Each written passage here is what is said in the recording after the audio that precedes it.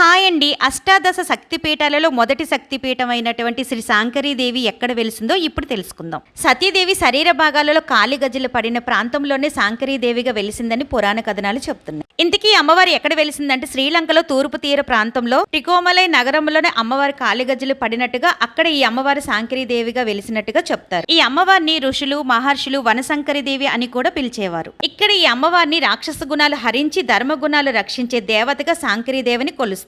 లంకాధీశుడైనటువంటి రావణాసుడు శివయ్యని ఎంతగానో ఆరాధించేవాడు. అలాగే లంక గడ్డపైన నెలకొలి ఉన్న శాంకరీ మాతను కూడా అత్యంత భక్తి శ్రద్ధలతో కొలిచేవాడట. అయితే అప్పటి ఆలయం ఇప్పుడు కనిపించదు, అది శిథిలమైపోయింది. కానీ ఆ ప్రదేశంలోని అమ్మవారి ఆలయం ఉందనడానికి ఇప్పటికి కూడా ఒక స్తంభాన్ని మాత్రం మనం అక్కడ చూడవచ్చు. అయితే శాంకరీ మాత విగ్రహాన్ని మాత్రం అమ్మవారి ఆలయం ఉందని చెప్పి ఆ ప్రాంతం దగ్గరలోనే త్రికోణేశ్వర స్వామి ఆలయంలో భద్రపరిచి పూజిస్తున్నారు. రెండో శక్తిపీఠం ఎక్కడ వెలిసిందో నెక్స్ట్ వీడియోలో తెలుసుకుందామండి. Thanks for watching. Please subscribe to my